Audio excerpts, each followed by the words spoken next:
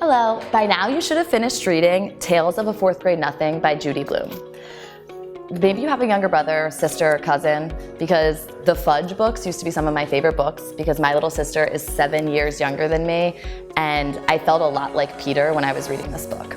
So, some things we're going to do together today is we're going to go over what happened in the book quickly to make sure that everybody understood what was going on, and then we're going to go over some vocabulary, some reading and writing skills, and then answer some big questions together.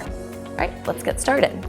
First, when we go over a book, we want to make sure we're including all the main elements, which are settings, characters, problems, how they try to resolve the problem, and the final solution or lesson.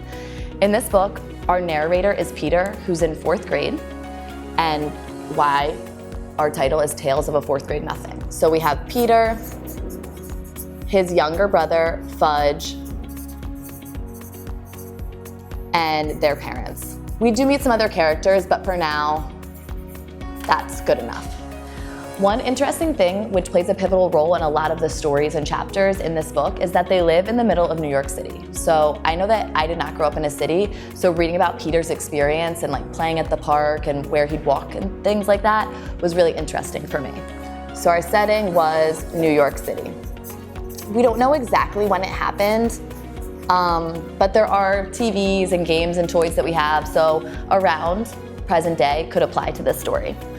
The problem is that Fudge is 2 and 3 years old in this story, and Peter is 9, and he gets very annoyed with his little brother. He feels like his parents are always taking Fudge's side on everything, and that Fudge gets everything good, where Peter sort of gets the short end of the stick. So our problem is that Peter is often frustrated with his little brother, Fudge. Peter tries a lot of different things to fix this problem and this feeling of frustration with his brother.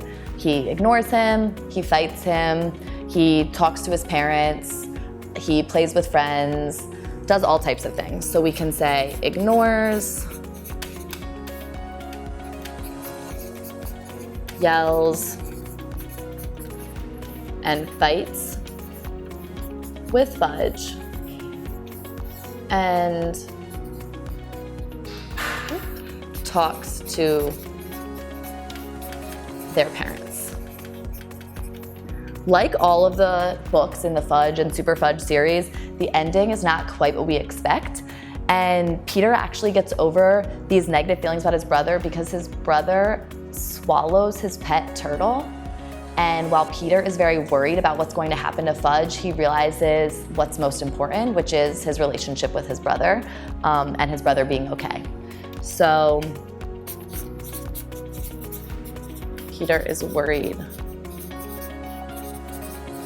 about Fudge and realizes what's most important. So if I put this all together, I would say our story takes place in New York City. Our main characters are Peter, his little brother Fudge, and their parents. Fudge acts really crazy, and Peter often gets frustrated with him and wishes he would act differently. He tries to ignore his brother, he yells at his brother, tells him what to do, he fights with him and talks to their parents. But what finally changes Peter's perspective is that Fudge goes to the hospital, and Peter realizes that all of that other stuff is little compared to his brother's well-being. This book had, I think, 10 chapters, and each one has its own really funny anecdote or story in it. So it's a good time also to think about what did you think was your favorite part or the funniest part of the book, or maybe parts that you didn't like as much too, because you don't have to like every part of the books you read. I know that for me, my favorite part was Fudge's birthday party with all the little 2-year-olds and 3-year-olds doing crazy things. But I didn't love the part where Fudge got hurt at the park, because that also made me think of my little sister, and it made me feel not so great. As you begin to read bigger books and chapter books, you're always going to come across new vocabulary that you might not know. Something we can do to figure those words out is use context clues. So on page 10, I saw the word racket. And originally I was thinking of a tennis racket, but that didn't make sense. So I had to go back and reread to figure out what the author was saying. Judy Blume writes, "She used so many pots and pans, Fudge didn't have any left to bang together. And that's one of his favorite pastimes, banging pots and pans together. A person could get an awful headache listening to that racket." I know that tennis racket doesn't make sense there because you wouldn't be listening to a tennis racket. So I'm imagining pots and pans banging together, a loud racket that could give me a headache. So what would make the most sense here is something like a loud noise. That's how we use context clues or the other words around the word we don't know to figure out that word's meaning. On page 67, we also saw the word smeared. Some of you may know that word, but some of you may not, and that's okay too. On this page, they're out to eat, and Fudge's and Peter's mom hands Fudge a spoon and told him to eat his mashed potatoes. But instead of eating them, he smeared them on the wall. "See," he said. I'm picturing mashed potatoes going on a wall, and it's like spreading something sticky. So spreading something, in this case, mashed potatoes on the wall.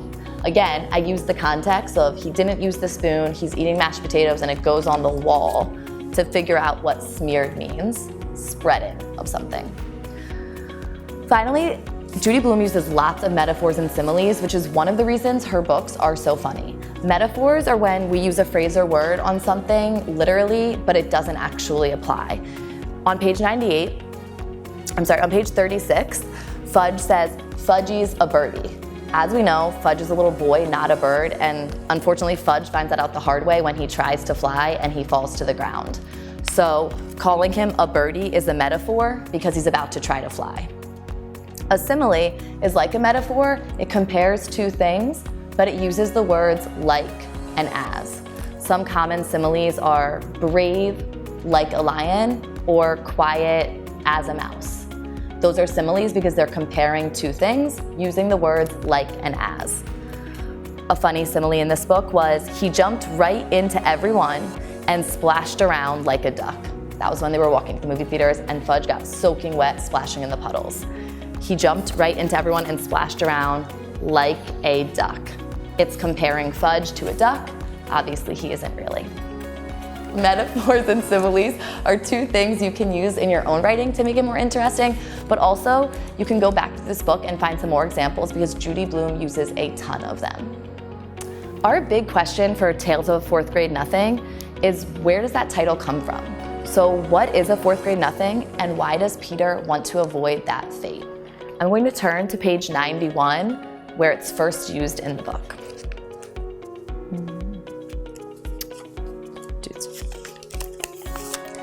So this is when Fudge gets chosen to be in the commercial, and Peter is feeling a little bit jealous that Fudge is going to get all of that attention. He says, "I couldn't think of any other reason why Mr. Vincent shouldn't use Fudge in his Toddle Bike commercial. It was settled. Soon, Fudge would be a famous television star, and I would be plain old Peter Hatcher, fourth grade nothing." So throughout this book, we know each chapter ends with sort of like a negative feeling between Peter and Fudge. We realize that, like many older siblings, Peter's maybe a little bit jealous of the attention Fudge gets, and also that because Fudge is a little kid, he doesn't get in trouble the way Peter does, and he gets fawned over, gets a lot of attention. So Peter doesn't want to be a fourth grade nothing, or what he calls plain and old, unlike Fudge.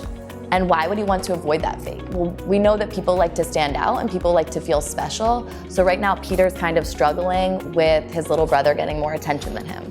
So a fourth grade nothing is someone who is plain or old, regular. And why does Peter want to avoid that? He wants to be special and unique and get the attention that he feels like Fudge gets all the time. So he wants to be special and unique like he views Fudge. So something we can do to sort of track that mentality of Peter's is a timeline of how this is a coming of age story for Peter. So Peter does make progress throughout the story in how he reacts to Fudge, and how he views Fudge and himself in this story. So I'm going to do a couple of these, and then you're actually going to do the rest on your own, where you can then take a picture and tag the Andrew L. Hicks Jr. Foundation on Facebook or Instagram to show your completed timeline. So at the beginning of the story, something I did is I went to the end of each chapter, because we know that each chapter is sort of a mini story about Fudge and Peter together. So at the end of the first chapter, Peter gets a pet turtle from school and he names him Dribble. And when he's showing him to his little brother Fudge, who's only 2, he says, "That's my turtle, get it? Mine. You don't touch him." So Peter's not very understanding of the fact that Fudge is a little kid at the beginning of the story. So at the end of chapter 1, he yells at Fudge, "Mine, don't touch." Again, I'm only going to do a couple of these, and then you're going to complete the timeline on your own. And in chapter 2, we know that Peter wakes up and he feels a tickling on his arm, and he realizes that Fudge took his turtle out, which he didn't want him to do, and put him on his arm while he was sleeping. And this chapter was very exciting because Peter actually hit Fudge, and then Fudge started hollering. So at chapter 2, it says Peter smacks Fudge hard. I'm gonna skip to the very end, and then you'll fill in the rest. At the end of the story, when Fudge gets home from the hospital after swallowing Peter's turtle, Peter doesn't even react at all. And as a result, his parents give him his own puppy for being a good sport. So that shows us that throughout the story, Peter has grown a lot from the beginning, where he's yelling at his brother and hitting his brother, to in the end, he handles the death of his turtle so well, he gets a puppy dog. So at the end of the story, parents give Peter a pet dog for being a good sport. So again, we can see that he made a lot of growth, but it's your job to fill in this timeline, thinking about how it's a coming of age story, as Peter clearly grew and changed a lot. That's all, and I hope you enjoyed reading Tales of a Fourth Grade Nothing by Judy Blume.